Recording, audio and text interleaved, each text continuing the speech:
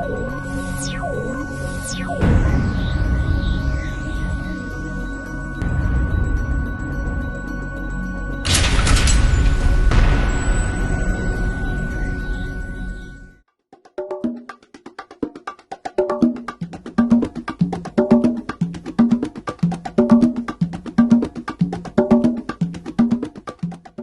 to Africa Express. Today we are going to Nigeria. In fact, our guests today, they've been touring United States to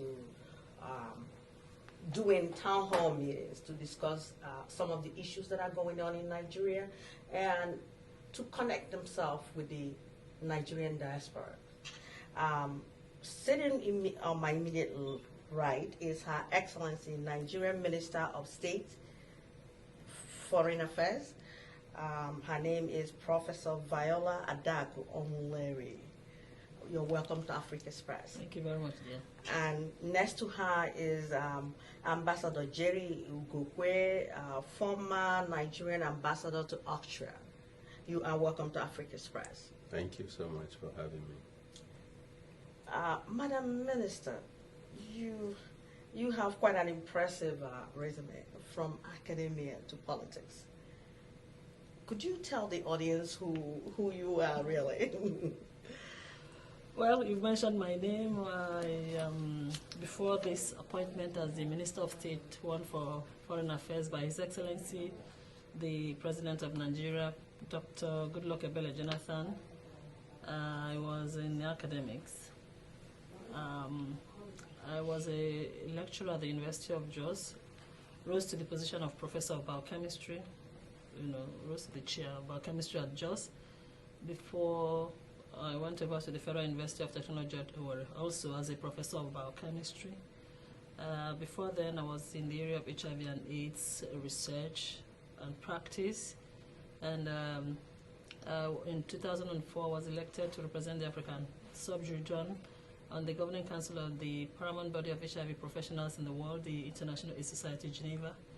I served for the first 4 years. I was re-elected in 2008.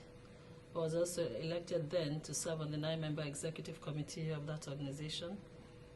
And within that period, I had also moved around the world, talking HIV and AIDS, projecting the issues in Africa and elsewhere in the world, and engaging the entire world with Africa on the HIV issue. And later, I delved into politics, and I ran as a deputy governorship candidate in our state, in Imo State, before I was then appointed Honorable Minister and posted to the Ministry of Foreign Affairs. And so here we are. Ambassador, what is the purpose of your mission? You guys have been traveling around the country, various countries, basically, with a message from the President of Nigeria. What is the mission? Well, the mission is very simple. The President and Commander-in-Chief of the Federal Republic of Nigeria, Dr. Goodluck Ebele Jonathan, has set off a transformation agenda for the country. And in that transformation agenda, it is his wish and desire for Nigerians in diaspora to participate actively in the process of transforming Nigeria. As a matter of fact, he believes that the transformation of Nigeria lies squarely on the shoulders of Nigerians who are in diaspora.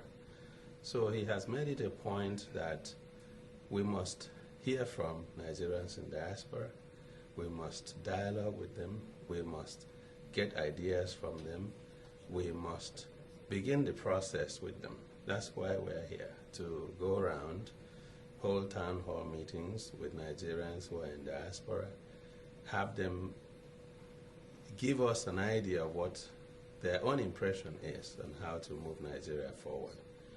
And as you are aware also, the President has signed a bill that was passed by the National Assembly which establishes Nigeria Diaspora Commission, which will soon take off. And in doing that, it is important that the views of Nigerians in diaspora become part and parcel of that development. Ambassador, I'm going to deviate a bit. What is the status of that bill? Because I've been following it up. It has passed the National Assembly, has been signed by the President. I see. Yeah, so it's now an act rather than a bill. It's now an act of Parliament. Well, congratulations. And hopefully very soon it will take off. And we hope that people like you will participate in running of that commission, because it is for you. And the President has made it clear that it is going to be, the diasporans are going to be in the driver's seat. Thank you. Her Excellency, he mentioned the transformation agenda. Could you mention some of them and what Nigeria have done to implement some of them? Just a few. Yes, the transformation agenda, it's what the President has presented to Nigerians as how he's going to transform our nation to his dream Nigeria. The issues that he has put on table are encapsulated in this transformation agenda. And the key pillars of the transformation agenda include credible elections and good governance, which already, had already been shown, expressed in our last election. We talked about excellence in education, improved healthcare services, reduction of poverty, trade and investment, especially foreign direct investment, foreign relations, engaging with the international community, security and safety, thought of improving and expanding our transportation, so that now reactivation and increase in our railways, maritime ways too, the waterways are going to be improved upon, and a whole lot. We talked about gender equality and women empowerment. A major part of it also creation of jobs, youth employment, youth empowerment, and power. Power is very, very key in the transformation agenda. It's promised that a whole lot will be done about power so that we can have steady power supply across the country, and other critical infrastructure like roads. Massive roads construction will be going on as part of the transformation agenda. Agriculture is major. A whole lot is going to be done in the agricultural sector. They're engaging with nationals and international bodies and communities to redirect what we're doing there. So it's a huge package that Mr. President has put forward. And like I said, all encapsulated in what is called the transformation agenda. And do you think this will be accomplished in 4 years? Is possible? Yes, with the goodwill and the zeal of Nigerians and political will of Mr. President, I believe he will do a whole lot. At least he will set the country, in the direction, in this proper direction, and others can do the rest. But I believe that in 4 years, a whole lot will be achieved within the transformation agenda. Ambassador, it is projected that the Nigerian diaspora could remit about 100 billion by 2015. Yes. Mm-hmm. If that is the case, Yes. why is it that the diasporans are not able to vote or have impact in elections?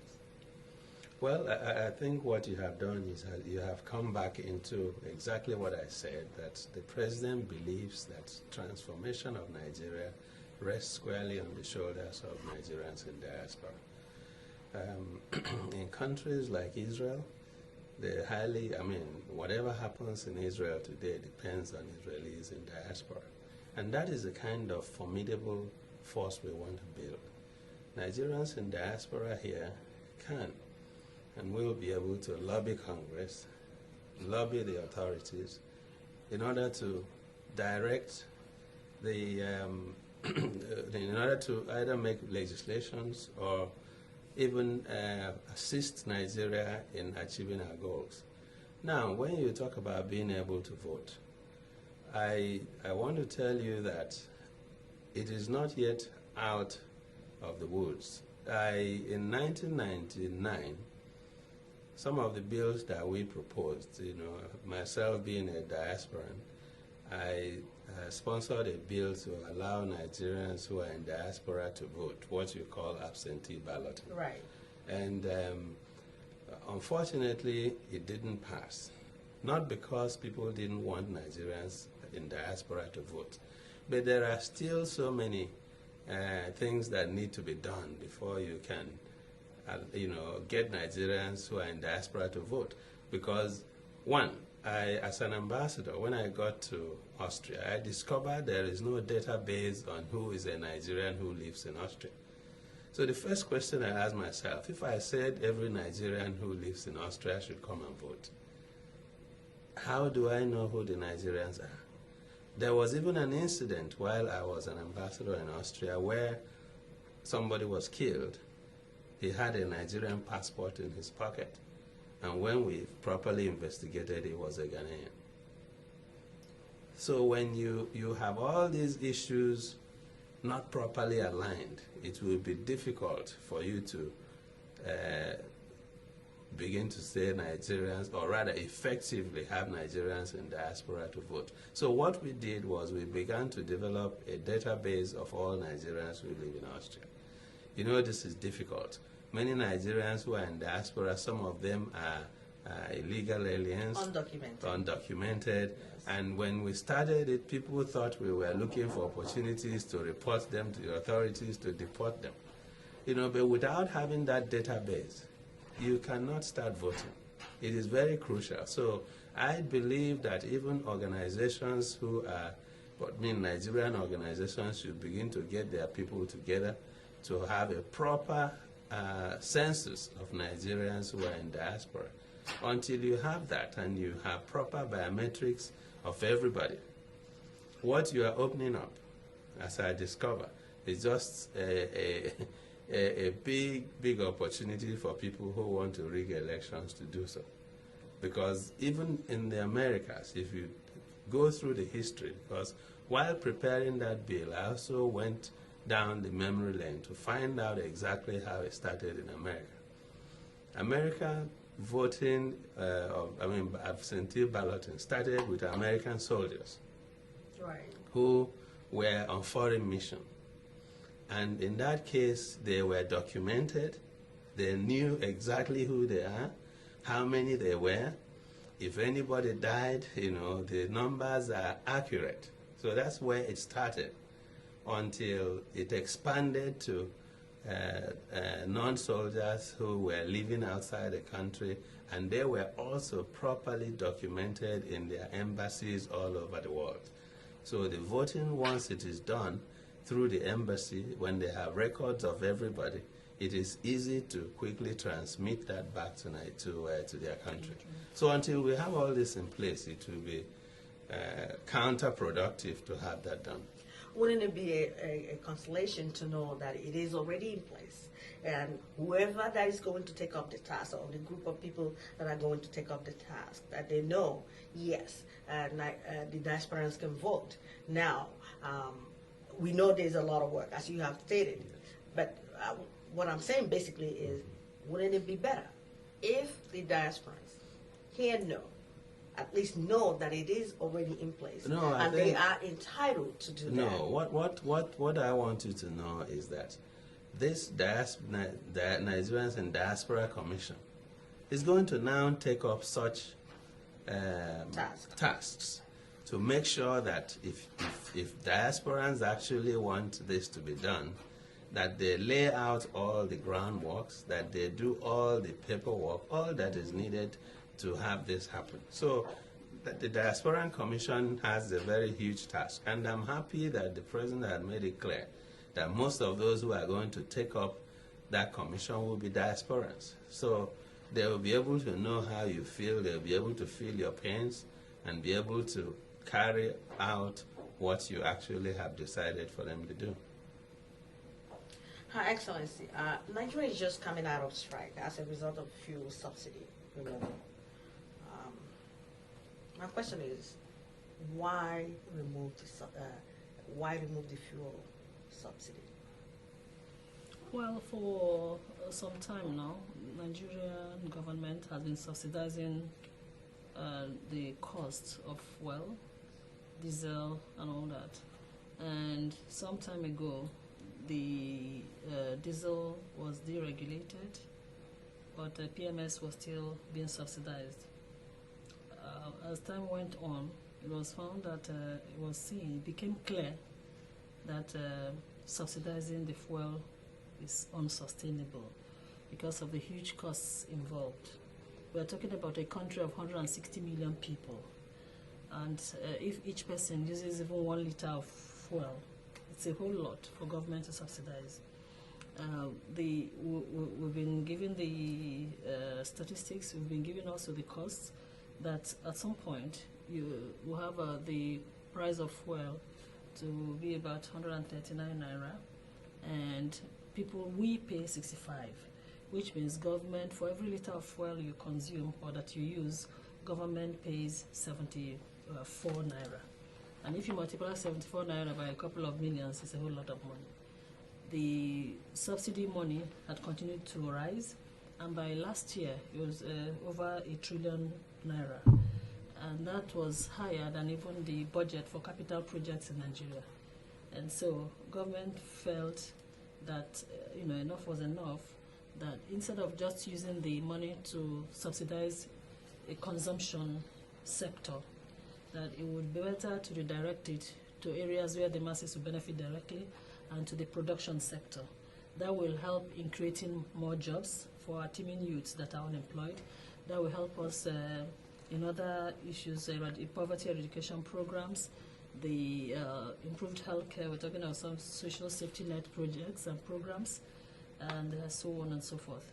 So government now discussed with a cross-section of stakeholders, the private sector, the traditional rulers, religious leaders, both Muslim and Christians, youth organizations, women groups, leadership of the legislature, and governors of states, and many other people. Last year was a year of a whole lot of discussions on issues about subsidy, and government felt that, well, having at least sensitized all these groups for them to be on the same page with government, that it will now be okay to withdraw the subsidy, especially as some other countries also around us, like our neighbors, Ghana, that found oil recently. They've also quickly deregulated their own. So it's not like a new thing. It's just that, it's new to us. Well, I won't even say it's new to us in Nigeria, because the removal of gradual withdrawal of subsidy started long ago. I want to remember that during the era of General Babangida, that time it was even in Kobo. The fuel price rose from 20 kobo to about 70 kobo in his regime, and it kept on and on. And all the different regimes did gradual withdrawal. So His Excellency President Goodluck Ebele Jonathan felt it was time to just completely remove the subsidy and reinvest or redirect the funds, so that Nigeria would, make the issue of subsidy a thing of the past. By the time you do gradual withdrawal, it continues to haunt us. And when you come back to it, due to the depreciation of the dollar, the naira implications of that, and the global economic issues, then it had continued to increase. So by the time you get back to it, you're like back to square one. So the government felt that if this is done with at once, we'll now put the issue of subsidy behind us in Nigeria, and then face, the issues that we have on ground. And then that will encourage also competition in the oil sector. In a situation where you don't deregulate, investors find it difficult to come up. For instance, government had issued 20 licenses for those who want to come and build refinery, and none has been able to build because they felt that it was not profitable. At the point the government is regulating and being really in the center of that business. So if they deregulate, the influence of government there will be reduced a great deal. People will be able to just compete and be able to be part of what is going on. We also believe that in competition, like we have in the telecom industry, prices will also come down, because if you price yourself out of the market, people will just abandon your own and go to other areas. That's what happened with us when we started with the new issues of communication. In Nigeria, when we started with 090, a line was about 150,000. But today, Some of the phone lines are even less than 200 naira. And that is what we foresee will happen if deregulation occurs in the downstream. In addition to that, it was also noticed that a whole lot of smuggling was going on because the Nigerian oil is a whole lot cheaper than that of neighbors. And with our ECOWAS treaty and a whole lot of other things, movement of man and material across the borders cannot be completely stopped. And the governments of the different countries were not really benefiting in that regard, and the masses were suffering it. So putting all together, you will notice that it will be healthier for everybody, both government and the people, if it is done and the money redirected. It's just redirecting the money to other areas where the citizenry will benefit more and more directly too. So that's what government has done, and that is what the subsidy is about. Her Excellency, it appears that there's a lot of benefit to this. However, the administration, what measures did they take to implement some sort of education to the masses, to let them know this is what we're going to do? I've talked to a lot of people, and the reception I get is, okay, we don't trust our leaders. We don't trust that they're going to put the money where they said they're going to put it. Now, my own concern is that it will, like you have explained, that it had to be done immediately. It was done abruptly. Is there something, some sort of education to educate people, like you have explained to me, in Nigeria, what the benefits are to this, and what the layman, was there something in place prior to that? Yes, in terms of education, I had talked about the different stakeholders government discussed with. The state governors are part of this project, so they were also supposed to go back to their states and educate their people. Individuals who had been invited, religious leaders, traditional rulers, were all supposed to also go back and tell their people what is going on. The media, education was also on, and so people were supposed to learn from all these. And having said that, government met with the National Union of Road Transport Workers so that they'll make sure that transportation doesn't go offhand. Because if you increase just the price of fuel, it does not mean you've increased the price of the vehicle. It does not mean you've increased the price of the parts of the vehicle. And these are all components of what helps one to fix the price of transportation. The transport economics, those in that area, had computed to say what the PMS does, constitutes about 26% of the price of, transportation. So if the 26 is increased, it doesn't mean the entire, cost of transportation should that increase. And that's what we're trying to explain to Nigerians, because people now exploited the situation, unfortunately, but I'm sure many people are coming back to reality. When we now said, oh, this is what it's supposed to be, you had no business increasing. Those of you that are using diesel-driven vehicles, you had also no business increasing the cost of transportation. And the government had gone into, Mr. President, during one of his broadcasts to the Nigerians, that he wants us to key into mass transportation culture, where you don't have to always run your small vehicles every day. People can, form the culture like we have in developed countries of, big buses and then trains and all that. And recently the federal government commissioned 1,600 mass transit buses and had urged the states to do so. Some of the states had also injected mass transit buses into their state education transportation system. In addition to that, government put out a huge sum of money so that people can buy these mass transit buses at interest-free, with interest-free loans. So that is also encouraging people to get into that sector to at least bring down the cost of transportation. But having said all this, there are other programs. Government is also getting involved in this area. Power, for example, they are putting a lot of money in power. In the last few months, power supply has increased, and government has improved that it will continue to increase. By the time this other thing is redirected, a whole lot will happen in the power sector. Oh, thank you, madam. I'm sure you're going to explain the rest of that to the town hall meeting group. One last question before we round up. Ambassador, the security has become an issue in Nigeria, especially in the north. What is the government doing about it? Even as I speak today, there was an explosion. Not even one, a couple of them. So what is the government doing? Well, let me begin by expressing my profound condolence to those who lost their lives or to the families who lost people in those explosions. Having said that, the government of Goodluck Ebele Jonathan is not folding its hands. Issues of security, as you very well know, is not published on the pages of newspapers. It is not advertised on televisions.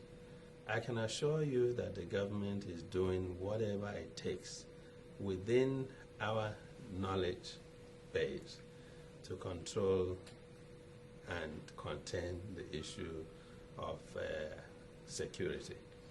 Now, I can say to you here that government has been able to stop at least 20 or 25 bombing plots, which you may not know, and it is not advertised. The point I'm making here is that no government in the world will fold its hands and see its people being killed and murdered by hoodlums, by people who do not regard life, people who do not value life. So I am telling you here that the government is doing whatever it takes. We are collaborating with the United States of America, the United Nations, all the anti-terrorism agencies. We have formed a coalition with them because the issue of security is not just a Nigerian affair. It is an international ring, if you will. So it is a situation where you have to join hands with other countries because we discovered that even some of the people who are perpetrating these acts in Nigeria were not even Nigerians.